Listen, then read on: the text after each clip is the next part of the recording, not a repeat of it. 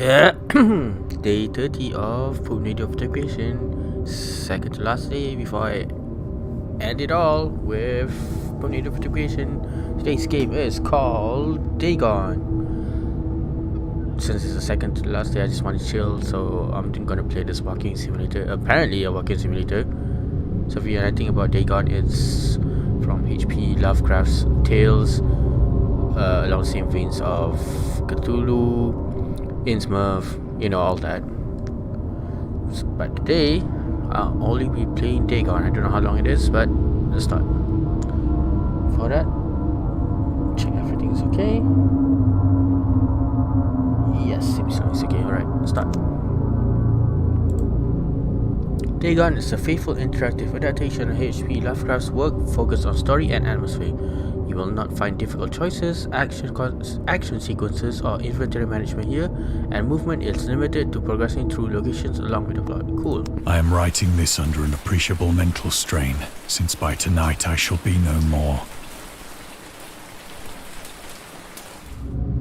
During the game, you will encounter interactive elements. Some of them will allow you to continue your journey, others reveal interesting facts about the original short story. Oh, it's cool. Its historical background and the author. Some of the trivia is hidden. In order to find these secrets, focus your eyes and look for the Elder sign. Elder sign? Oh, alright.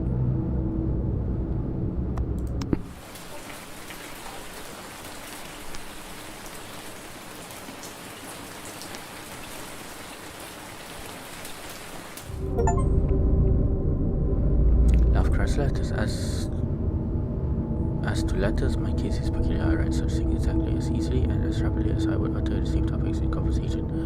Indeed, epistolary expression is with me largely replacing conversation. As my condition of nervous prostration becomes more and more acute, I cannot bear to talk much now and am becoming as silent as the spectator himself. My loquacity extends itself on paper. Throughout his life, Lovecraft penned around 100,000 letters to his friends and fans, out of which about 10% survived to this day. Oh, wow. But his tendency to endless correspondence was relatively late growth. In youth, I scarcely did any letter writing. Thanking anybody for a present was so much of an ordeal that I would rather have written a 250-line pastoral or 20-page treatise on the rings of Saturn. Lovecraft will often skip meals to afford postage. Hey, what a relatable guy.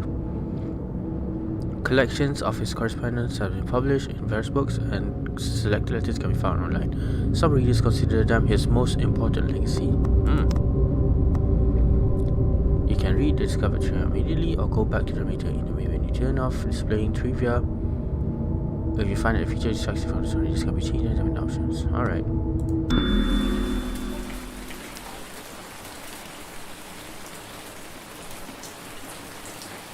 I know a little bit about the Dagon story, and I am guessing this might be the ship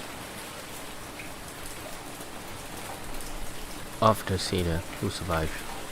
Penniless, and at the end of my supply of the drug which alone makes life endurable, I can bear the torture no longer, and shall cast myself from this garret window into the squalid street below.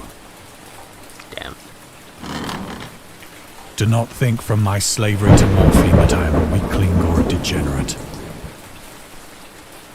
Hey, you do you, bro. We all got our vices. When you have read these hastily scrawled pages, you may guess, though never fully realize, why it is that I must have forgetfulness or death. Morphine will do that to you.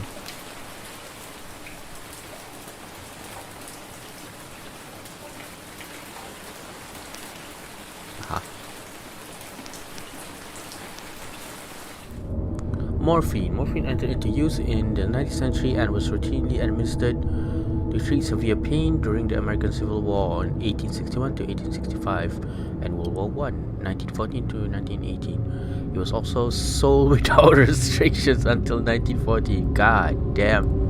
Morphine became more popular after the invention of the hypodermic syringe around 1854. Frederick Turner, who first isolated the substance, originally named it morphium after Morpheus, the Greek god associated with dreams. At the time when Dagon was published, Morphine abuse, known as soldier's disease, also already poses a big problem in the United States. God damn. Alright.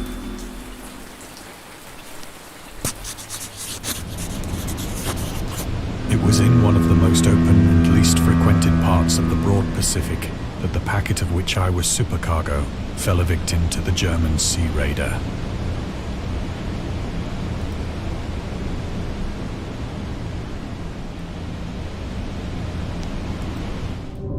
Lovecraft of the Great War. Dagon was written around a month after the United States entered World War I. Lovecraft was actually interested in his cause. He composed many poems in which he gave encouragement to soldiers and commented on the events unfolding in Europe. He tried to enlist in the army, which he mentions in one of his letters to Reinhard Kleiner. Some time ago, impressed by my entire uselessness in the world, I resolved to attempt enlistment despite my almost invalid condition. I argued that if I chose a regiment soon to depart for France,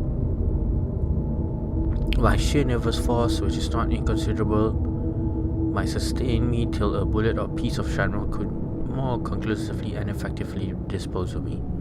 But even though he passed the physical exam, his mother prevented him from going to the war. Good call. She had threatened to go to any lengths, legal or otherwise, if I do not reveal all the ills which unfit me for the army. I am Providence, the life of Thomas of H.P. Lovecraft.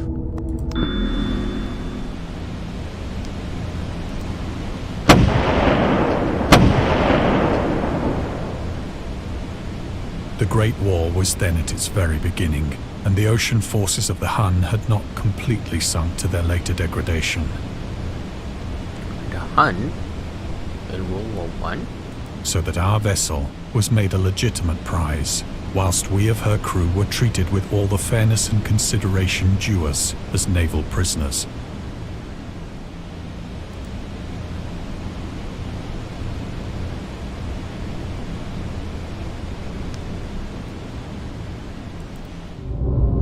Huns, there you go. The Huns were Central Asian nomads who established a dominion in Europe and invaded the Roman Empire in the 5th century AD. They were known as brutal, deadly warriors and masters of quick raids who also developed powerful composite bows, lassos, and early siege weapons.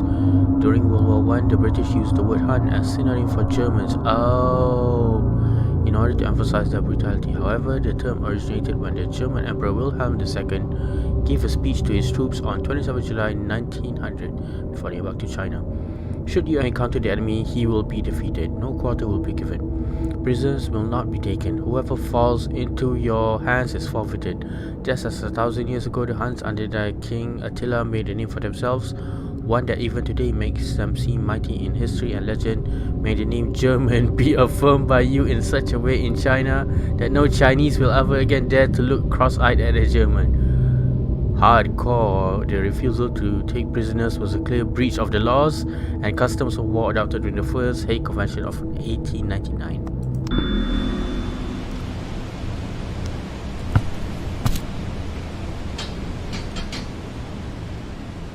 So liberal, indeed, was the discipline of our captors, that 5 days after we were taken, I managed to escape alone in a small boat with water and provisions for a good length of time.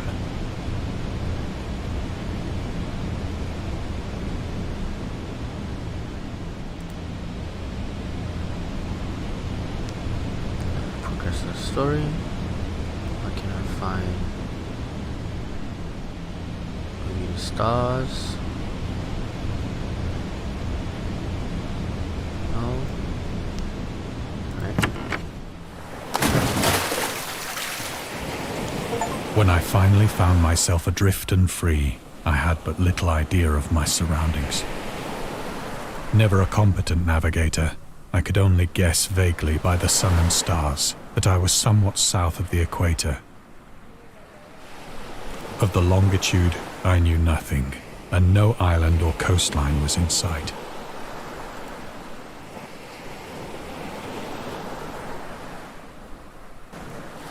Still nothing? Wait.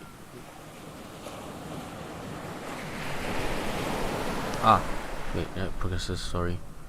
In the stars.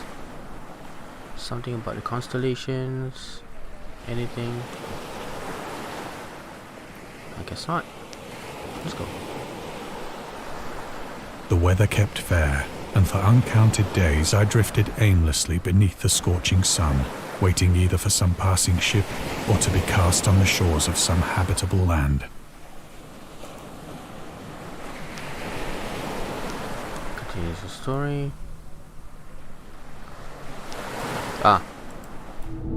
The Return to Short Stories. Dagon was written in July 1917 and first published in 1919 in The Vagrant, an amateur magazine focused on supernatural. The story is the first of his stories that introduce an element from the Cthulhu mythos, Dagon itself. A pagan cult worshipping Dagon later appears in the shadow of Innsmouth. That is the most famous one of Lovecraft's most popular works. 1917 is also the year when he wrote The Tomb, a story about Jervis Dudley. Have I read it before? No, I don't think so. A daydreamer who discovers a mysterious mausoleum in the woods by his house and becomes obsessed with it. These two works mark Lovecraft's return to short story writing after he burned most of his attempts at the genre 9 years prior and decided to concentrate on poetry. Alright, Lovecraft stated that it was his friend William Paul Cook, a literary publisher and critic, who convinced him to start writing weird fiction again. That's relatable. Fast forward. But neither ship nor land appeared, and I began to despair in my solitude upon the heaving vastness of unbroken blue. The change happened whilst I slept. Its details I shall never know. For my slumber, though troubled and dream-infested, was continuous.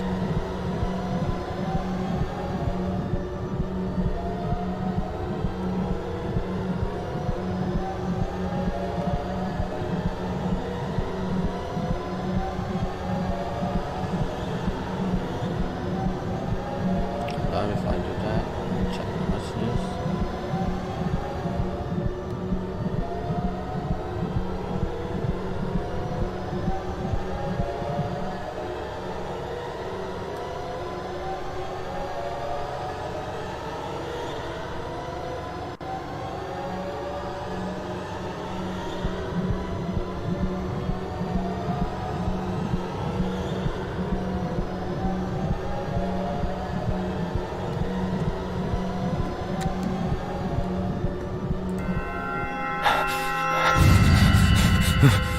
Cool.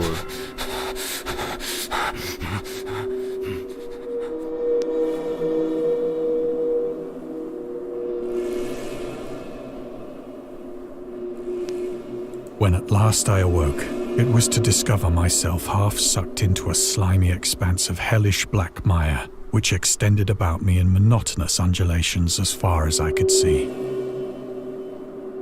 and in which my boat lay grounded some distance away.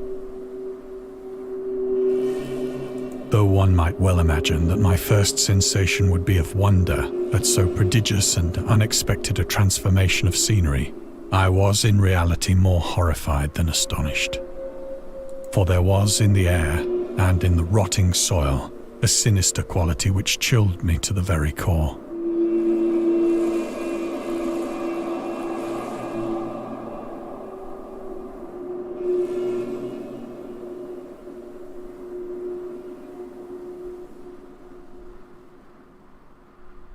The region was putrid with the carcasses of decaying fish and of other less describable things which I saw protruding from the nasty mud of the unending plain.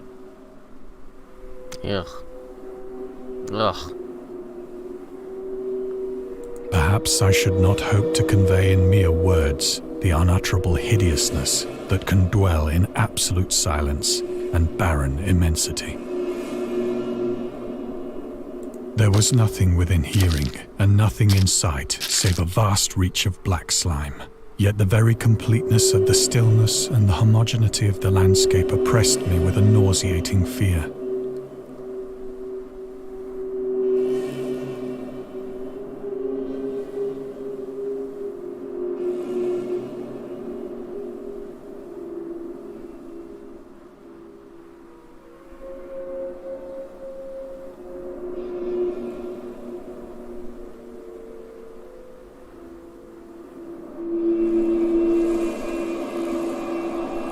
The sun was blazing down from a sky which seemed to me almost black in its cloudless cruelty, as though reflecting the inky marsh beneath my feet.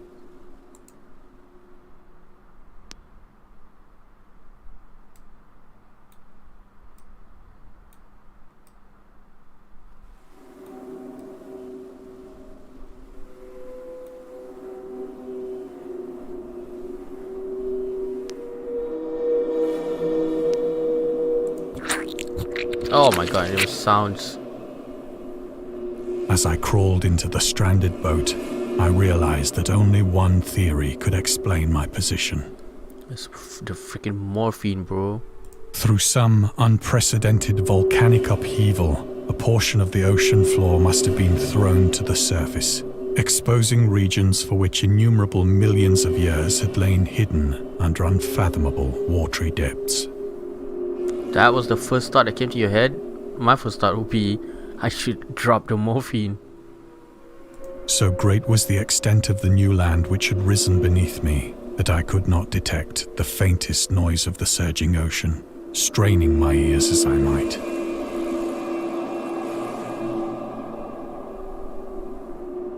Nor were there any seafowl to prey upon the dead things.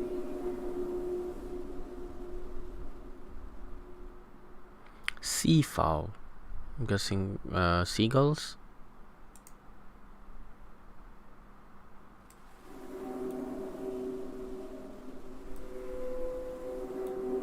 Ah. The mystery of volcanic islands. Volcanic eruptions sometimes result in the creation of islands. Most of them are transient and erode after some time, but some prove permanent. The floating pumice porous rock created by superheated pressurized rock is ejected from a volcano, can move across long distances and transport barnacles and microalgae that cling to it. In 2001, rafts of pumice created during the eruption of a volcano near Tonga, Polynesia, eventually reached Australia. Cool.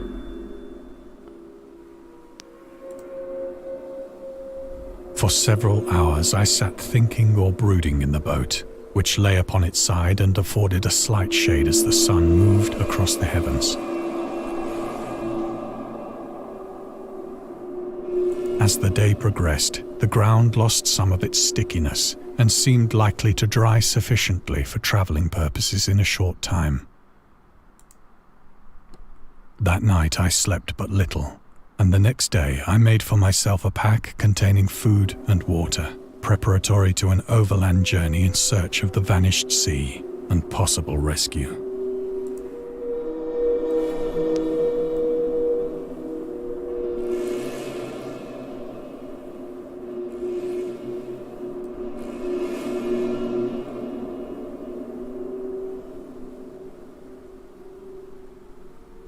There really is nothing in the stars.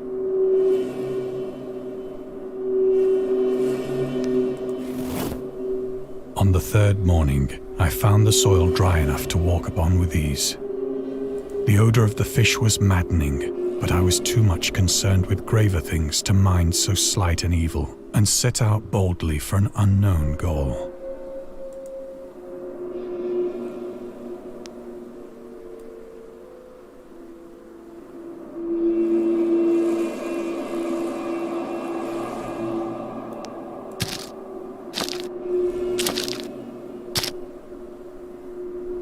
All day I forged steadily westward, guided by a faraway hummock which rose higher than any other elevation on the rolling desert.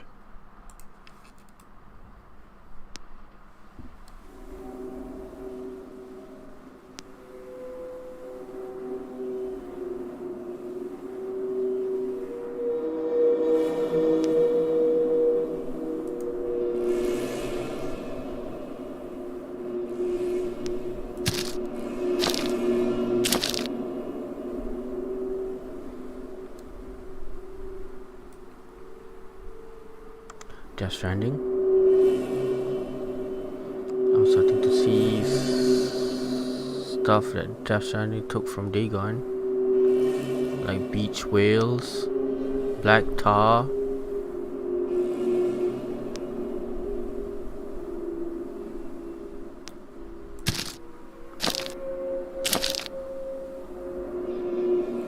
That night, I encamped, and on the following day still travelled toward the hummock, though that object seemed scarcely nearer than when I had first espied it. The horrors of the ocean. The creator of the Cthulhu mythos and the fictional underwater city of Raleigh was convinced that life could not exist at the bottom of the ocean because the water pressure would make it uninhabitable. Today we know that the darkest depths of the ocean are home to many peculiar organisms.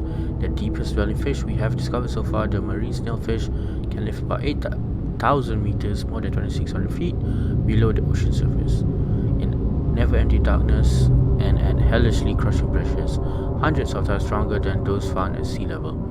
Upon glancing at the modern photos of deep-sea creatures such as the anglerfish, the fangtooth or the viperfish, and their truly Lovecraftian characteristics, it's hard not to find some irony in this.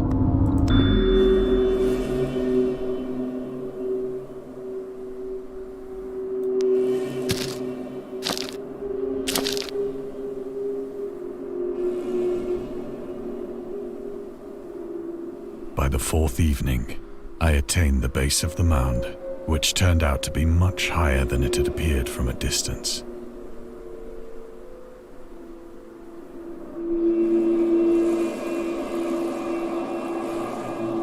An intervening valley setting it out in sharper relief from the general surface.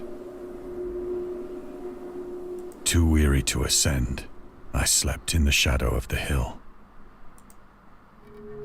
I know not why my dreams were so wild that night. That night? You've been here for 4 days and that night was the wildest? But ere the waning and fantastically gibbous moon had risen far above the eastern plain, I was awake in a cold perspiration, determined to sleep no more. Such visions as I had experienced were too much for me to endure again. And in the glow of the moon I saw how unwise I had been to travel by day. Without the glare of the parching sun, my journey would have cost me less energy. Indeed, I now felt quite able to perform the ascent which had deterred me at sunset. Picking up my pack, I started for the crest of the eminence.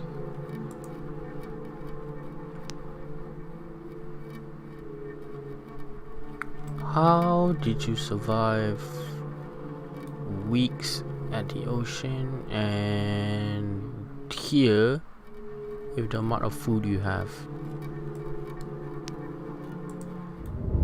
The loner.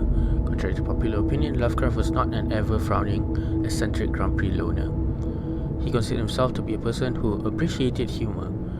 Moreover, he would often meet with friends in his apartment or at various cafes in Brooklyn and Manhattan. At times, his social life was so intensive his work would suffer for months.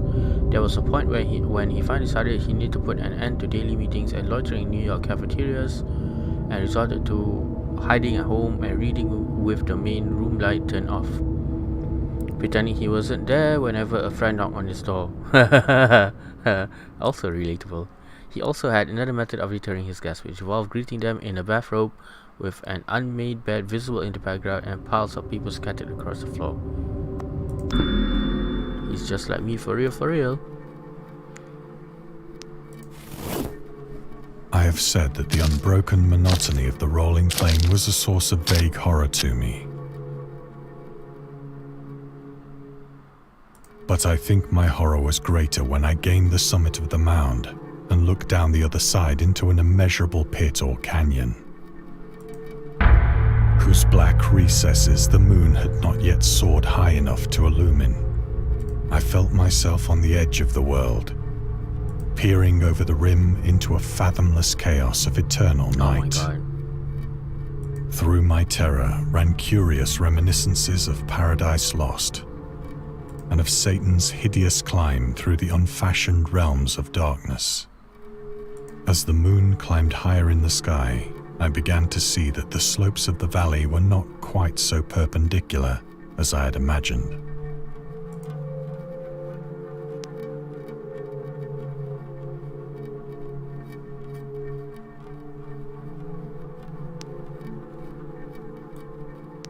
Ledges and outcroppings of rock afforded fairly easy footholds for a descent, whilst after a drop of only a few hundred feet, the declivity became very gradual.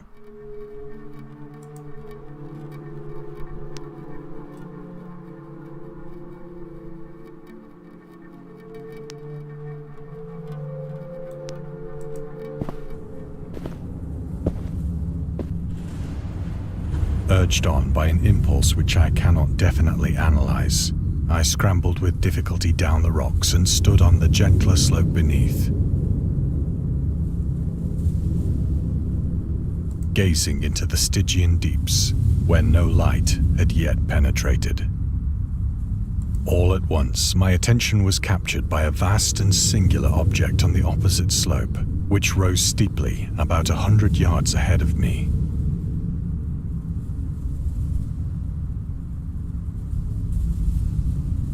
An object that gleamed whitely in the newly bestowed rays of the ascending moon.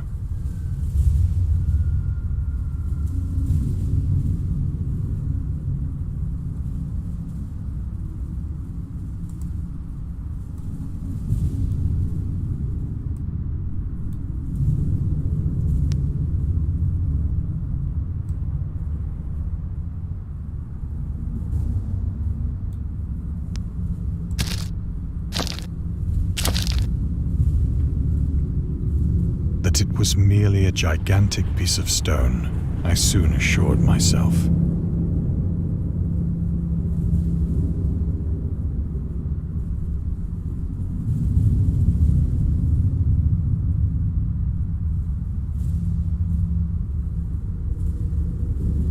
But I was conscious of a distinct impression that its contour and position were not altogether the work of nature. A closer scrutiny filled me with sensations I cannot express.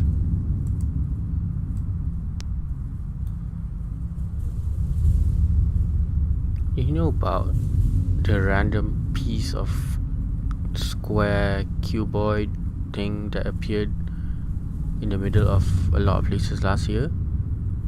Did we ever figure that out? What was that even? Was it a prank? We just stopped talking about it. For despite its enormous magnitude and its position in an abyss which had yawned at the bottom of the sea since the world was young,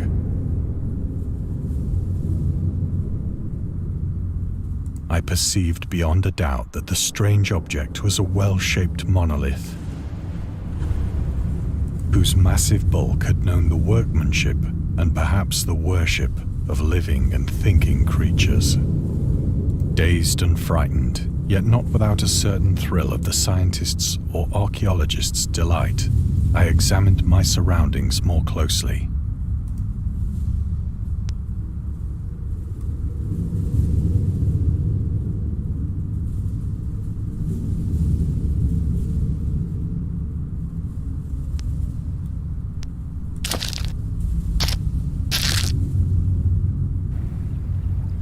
The moon, now near the zenith, shone weirdly and vividly above the towering steeps that hemmed in the chasm, and revealed the fact that a far-flung body of water flowed at the bottom, winding out of sight in both directions and almost lapping my feet as I stood on the slope. Across the chasm, the wavelets washed the base of the Cyclopean monolith, on whose surface I could now trace both inscriptions and crude sculptures.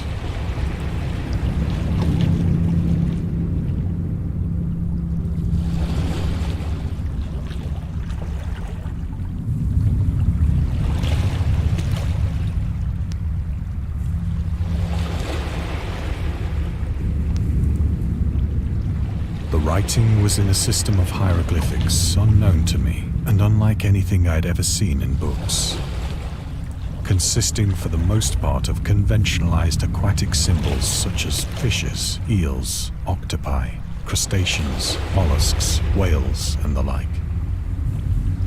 Several characters obviously represented marine things which are unknown to the modern world, but whose decomposing forms I had observed on the ocean-risen plain. It was the pictorial carving, however, that did most to hold me spellbound.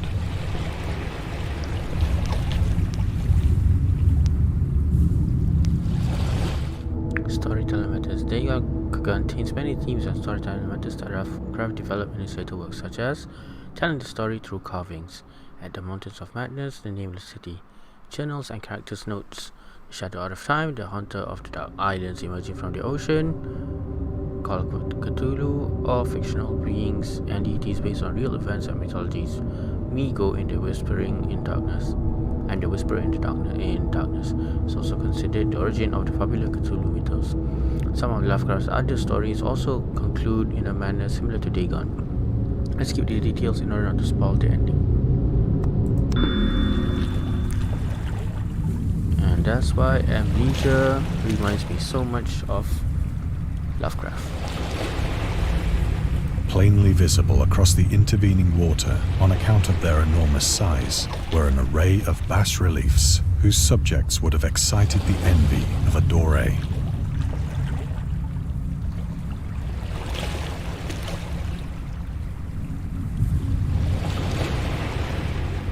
I think that these things were supposed to depict men, at least a certain sort of men. Though the creatures were shown disporting like fishes in the waters of some marine grotto.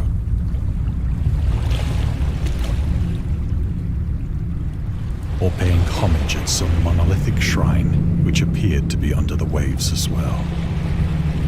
Fish people? Ghosts? Of their faces and forms I dare not speak in detail, for the mere remembrance makes me grow faint. Grotesque beyond the imagination of a Poe or a Bulwer.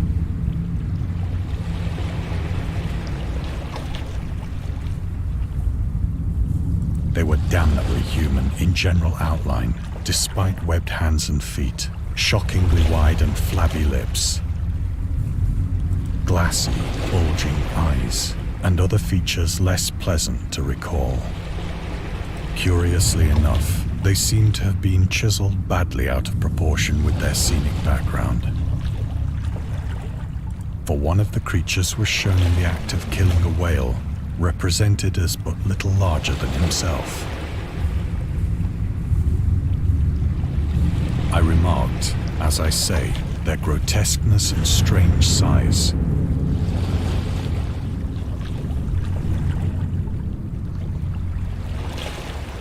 But in a moment decided that they were merely the imaginary gods of some primitive fishing or seafaring tribe. Some tribe whose last descendant had perished eras before the first ancestor of the Piltdown or Neanderthal man was born. You can still think logically in situations like this. I would have lost my shit.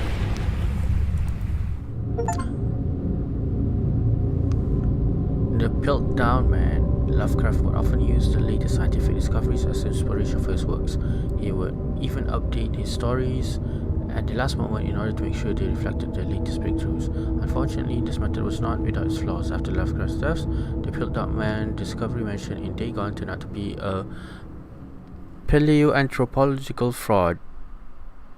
In 1912, Charles Dawson, an amateur archaeologist, announced that he had discovered the missing link between ape and man, the fossilized remains of a previously unknown early human. Years later, they turned out to be a forgery. But by that point, the fraud had already managed to negatively affect the early research on human evolution. In the year when the discovery took place, the majority of the scientific community believed Dawson indeed found the missing link.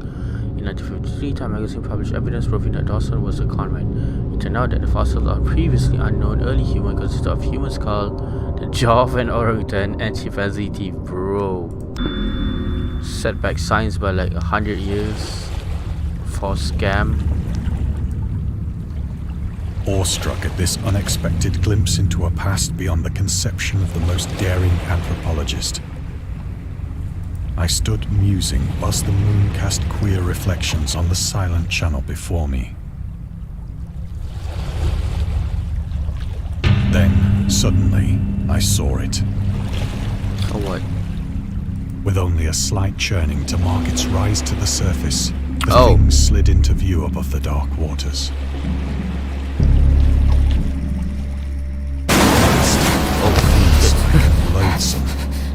connected like a stupendous monster of nightmares to the monolith, about which it flung its gigantic scaly arms, the while it bowed its hideous head and gave vent to certain measured sounds. I think I went mad then. Of my frantic ascent of the sloping cliff and of my delirious journey back to the stranded boat, I remember little. Dude got so freaked out. Oh my god, the dude got so freaked out. He just ran.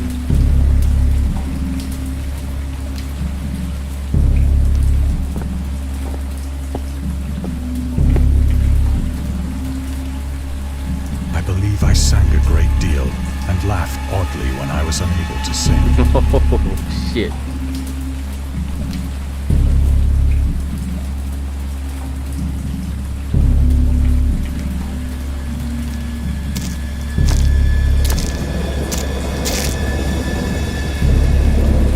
I have indistinct recollections of a great storm sometime after I reached the boat. At any rate, I know that I heard pearls of thunder and other tones which nature utters only in her wildest moods.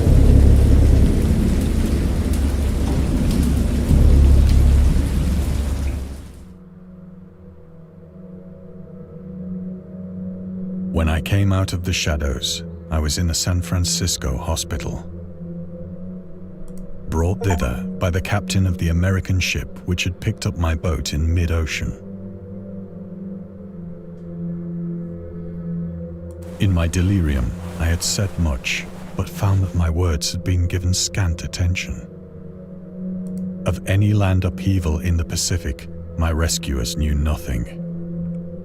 Nor did I deem it necessary to insist upon a thing which I knew they could not believe.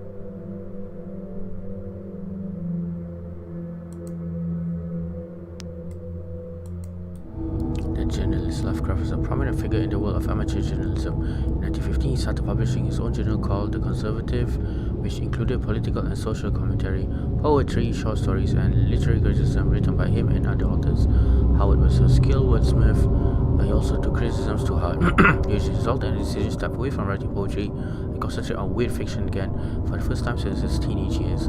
Dagon, published in 1919, is one of the short stories written during that period. In this example excerpt from The Conservative, the master of horror fiction explains his attitude towards warfare and the idea of world peace. Why any sane human being can believe in the possibility of universal peace is more than the conservative can fathom. Should the entire civilized world agree simultaneously to disarm, one or more nations would undoubtedly retain secret armaments and at the proper time take advantage of their more altruistic and less astute contemporaries in a wild career of conquest against unarmed victims. No country is or ever can be above warfare until the basic impulses of the human animals shall have miraculously changed. Very wise words. Still applies to today.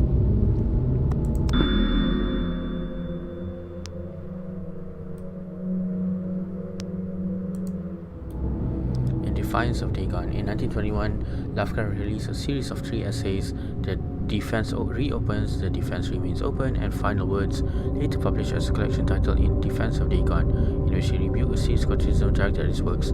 Some notable quotes: "I paint what I dream and will let the public settle the rest among themselves." Mr. Muddy asked the raison d'etre of Dagon. I will give it, purely and simply to reproduce a mood. Damn. God's just looking for vibe. Its object is the simplest in all art: portrayal. The physical horrors of war, no matter how extreme and unprecedented, hardly have a bearing on the entirely different realm of supernatural terror. Ghosts are still ghosts. The mind can get more thrills from unrealities than from realities. That's debatable. In the essays, Lovecraft touches upon the topics of atheism, materialism, the quest for truth, and the love of science.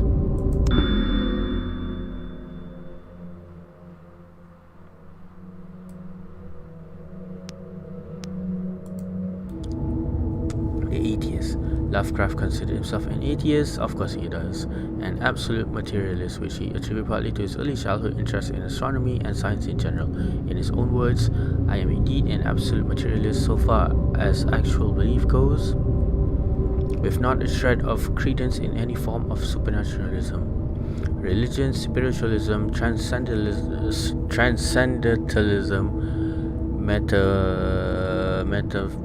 metapsychosis, or immortality. All I say is that I think it is damn unlikely that anything like a central cosmic will, a spirit world, or an eternal survival of personality exists." This is some Reddit shit. "They are the most preposterous and unjustified of all the guesses which can be made about the universe, and I am not enough of a hair-splitter to pretend that I don't regard them as errant and negligible moonshine. In theory, I am an agnostic, but pending the appearance of radical evidence, I must be classed practically and provisionally as an atheist." Sources against religion, the atheist writings by Lovecraft.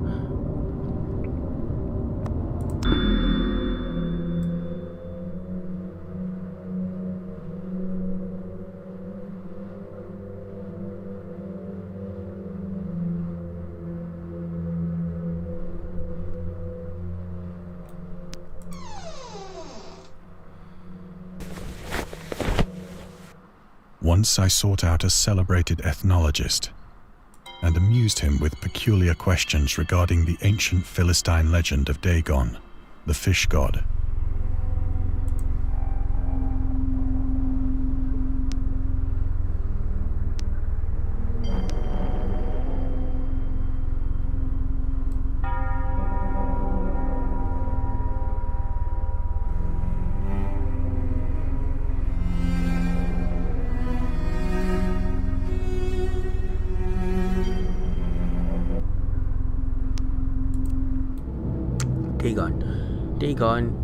Dagon was the main deity of the Philistines, worshipped throughout the Middle East as the ancient god of fertility and crops. In Hebrew, the word Dagon was a common noun for grain. The rulers of Akkad, Mesopotamia, chose him as the patron saint of their war conquest. He also appeared as the judge of the dead in an Assyrian poem and an underworld prison warder in one of the Babylonian texts.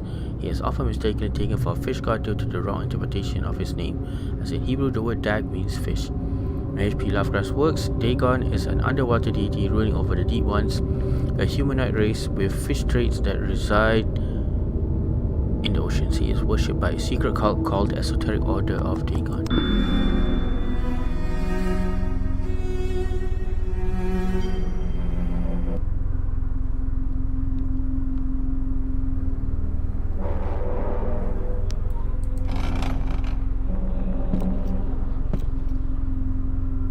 But soon perceiving that he was hopelessly conventional, I did not press my inquiries.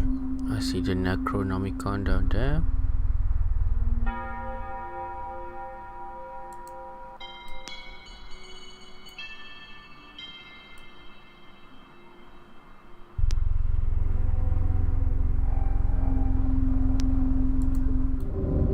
The Marketer. Lovecraft's attempt to find a job in 25 were influenced by advice he received from friends. Among others, he started freelancing for a marketing magazine where he would write announcements and commercials.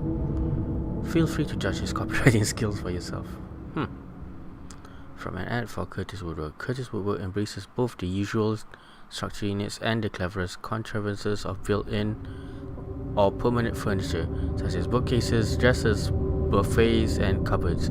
Every model is conceived and created with the purest art, ripest scholarship, he was really good at, and mellowest craftsmanship which energetic enterprise can command, and made to conform rigidly to the architecture of each particular type of home. The cost, considering the quality, is amazingly low, and a trademark on the individual prices prevents any substitution by careless contractors. Source: Lovecraft Studies. Right, Necronomicon. August Derleth and the Cthulhu Mythos. August Derleth was an American writer and anthologist. He also befriended Lovecraft and published many of his works through his company Arkham House. Although he greatly contributed to the popularization of the author's works after his death, he is surrounded by numerous controversies. One of the most questionable decisions involved introducing the good versus evil doctrine that left was a devout Catholic to the Cthulhu mythos, which contrasted with Lovecraft's view of the world and his approach to cosmic horror. As a result, the author's works are often misunderstood and misrepresented in today's culture. It is also worth noting that Lovecraft was never really interested in creating a mythology, and the term Cthulhu mythos was coined by Gerald Leff after the author left them all to play.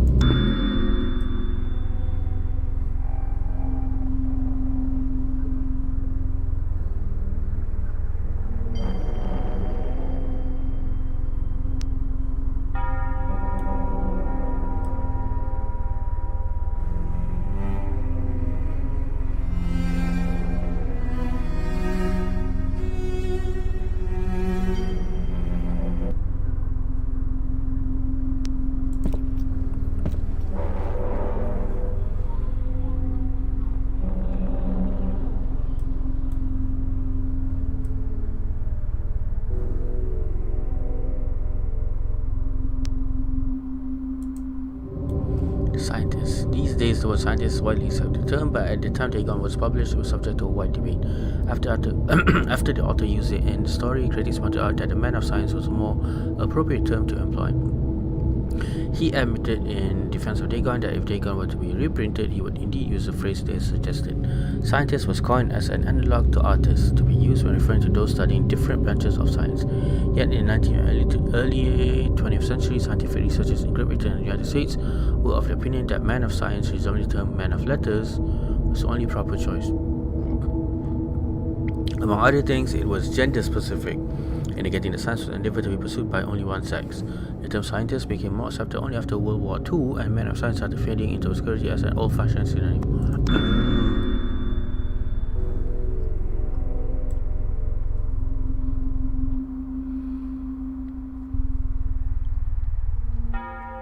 Man of science, eh?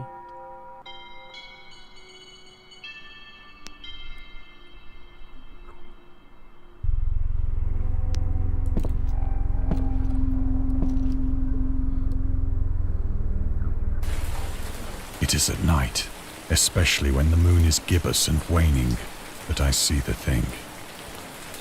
What thing? I tried morphine, but the drug has given only transient surcease, and has drawn me into its clutches as a hopeless slave. Yeah, no shit, bro. So now, I am to end it all, having written a full account for the information or the contemptuous amusement of my fellow men.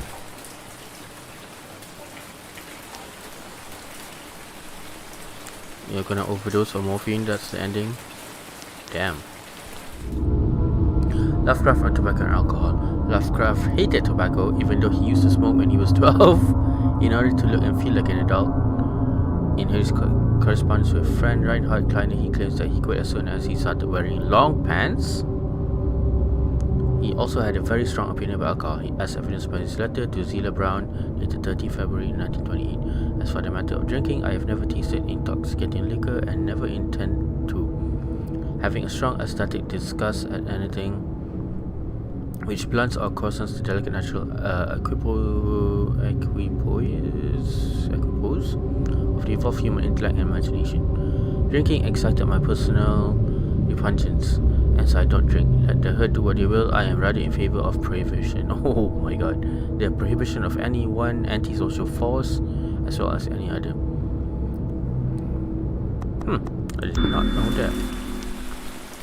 You would think that he would drink a lot or use a lot of drugs with what he's writing. Elder sign. At another house where people were stirring, he asked questions about the gods and whether they danced often upon Lyrian. But the farmer and his wife could only make the elder sign and tell him the way to near an altar, the dream quest of unknown Kadaf H.P. Lovecraft. Elder sign is a protective symbol that can be found in various works of pop culture. It is represented by a 5-pointed star with an eye flame symbol in the center. For example, in games inspired by H.P. Lovecraft's writings, it is supposed to ward all kinds of cosmic horrors. However, this is a later version of the sign created by the author's friend, writer August Derleth. In our game, we have used the original symbol as designed by Lovecraft in the form of a 6-pointed branch, which he sometimes included in letters to his friends. Cool.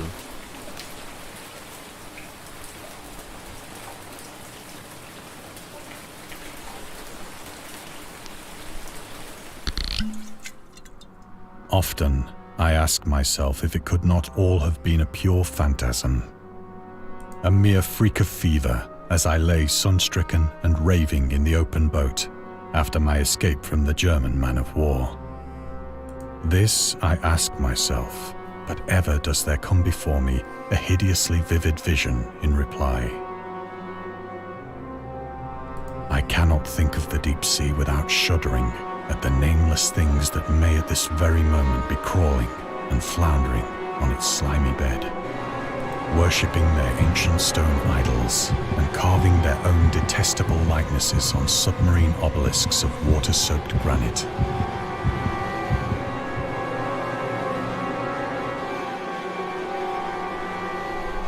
I dream of a day when they may rise above the billows to drag down into their reeking talons the remnants of puny, war-exhausted mankind.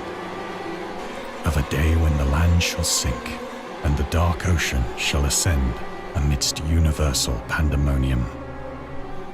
That's modern day.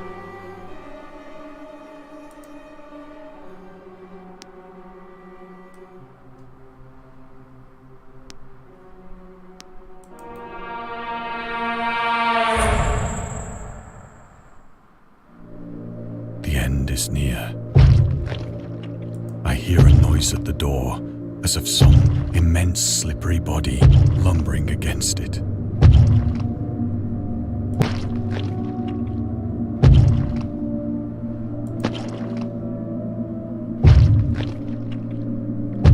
Oh, he locked his door.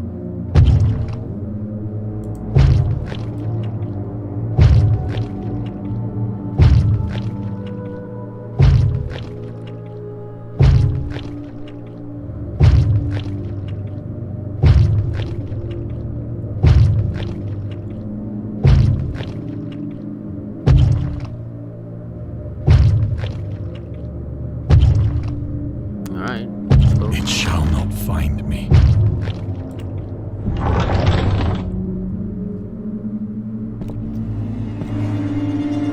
God, that hand!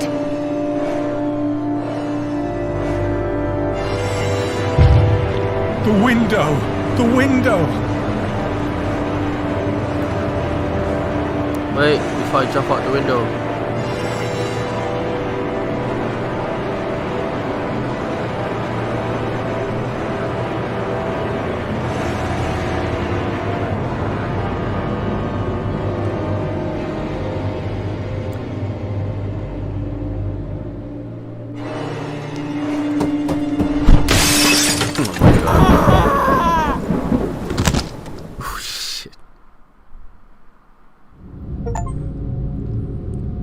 Thank you for playing. We hope you enjoyed immersing yourself in our little pool of cosmic horror. We would appreciate it if you took a moment to rate Dagon and check out our other games and DLCs. Wow, this is a really good game.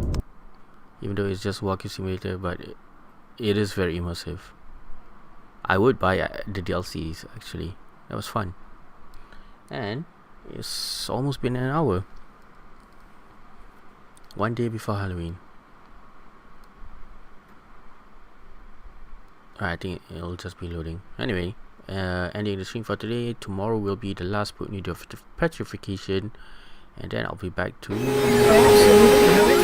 And scary stories have been accompanying men for centuries. They have many faces and forms, but what is their purpose? Why do we enjoy being afraid so much? During our therapy, I'll try to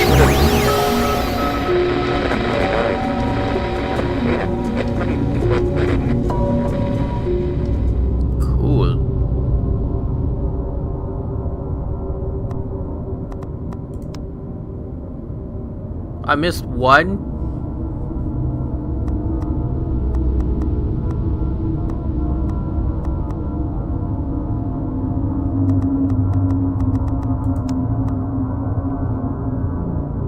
Yeah, anyway, I'm ending the stream.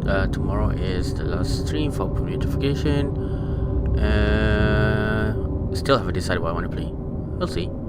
Ending the stream. Goodbye. Bye. Goodbye.